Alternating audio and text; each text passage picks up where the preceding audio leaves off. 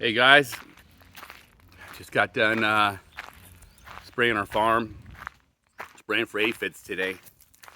Uh, Something you got to do here, especially with dealing with durian. Yeah, you just want to keep those trees nice. Farm behind me there.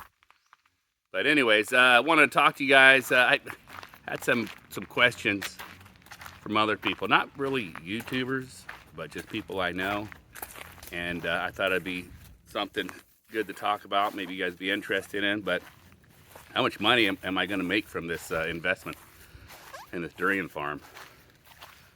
So I think the question is how much money am I going to make with the durian farm, right? So talking with other farmers that I know, I got buddies that are around here, local Thais that grow durian, have been growing durian, and they do quite well. And so I've been talking to them about their average yield on their trees, how old their trees are, and how big are they, and so forth. And so I've kind of come up with a ratio that works generally. It seems like it works when I talk to everybody about the numbers. And basically, if you have a farm of 100 trees, you're going to have about 35% of them produce their full amount.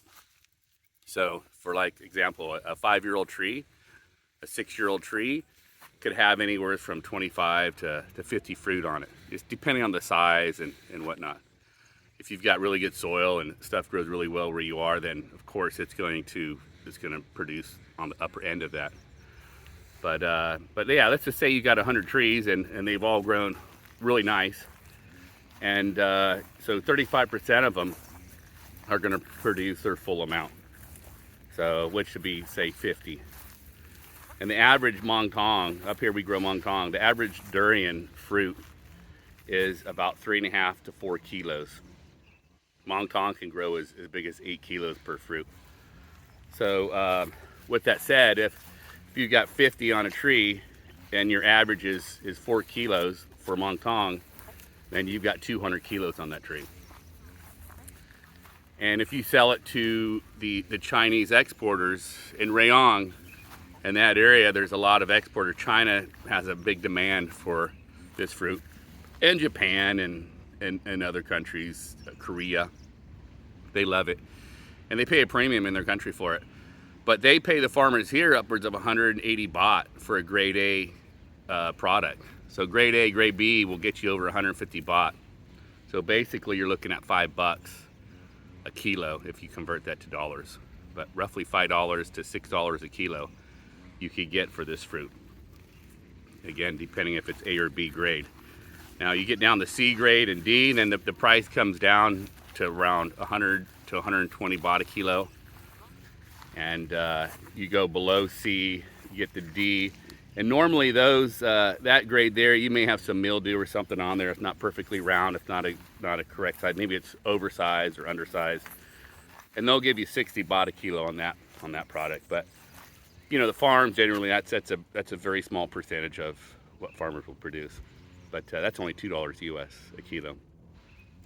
So, but anyway, generally, so a farm with 100 trees, getting back to that, farm with 100 trees and producing around 200 kilos a tree, so out of that 100 trees, you're going to have 35 to 40% of them producing their full amount. So you're going to have, for every 10, that's 2,000 kilos.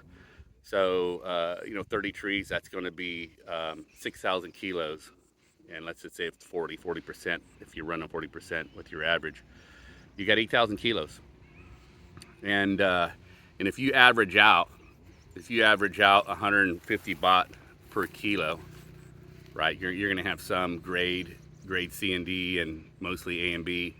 But let's just say you average 150, which is roughly right now $5. So, so 5 times 8,000. So right there at $35,000. So on 40% of your farm. And then the other 30% of your farm is going to produce, the under amount. And that under amount could be anywhere from 1 to 30. And so you got to average that maybe around 15 per tree, 15 fruit per tree. And when you take that average, you know, that's only like 60 kilos.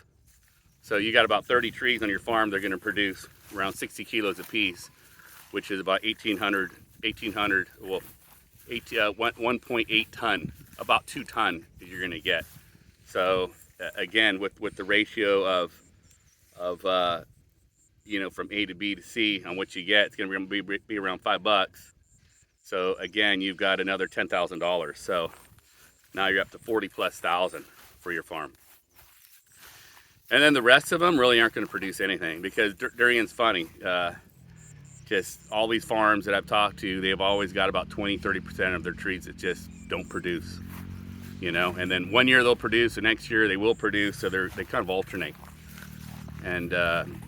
And from what I found out, it just depends on if these guys allow their trees to have too much fruit, and then it'll stunt the growth and you know, overdo it. It'll really take a lot out of the tree, and then they just don't produce. So yeah, so with that scenario, to have 100 trees of durian, all you need are 3 rye. You know, you could put 33 trees, 34 trees per rye, and you can get your 100 trees. So, you know, if you guys are thinking about investing in a durian farm, this is good information for you. So if you're looking to come over here and you want to do something in your retirement, and you're in an area that can grow durian, you know, your investment won't be much to get a return, you know, a good return. Now, with myself, I've got 11 rye here. I have 750 trees. So yeah, I'm going to produce a lot. I'll have a big turnover. And the land behind me, I'm buying 6 rye of that rubber tree farm right behind me here. So I'm going to add 6 more rye, which is going to be roughly, I'm going to have roughly almost a couple hundred more new trees put in this farm.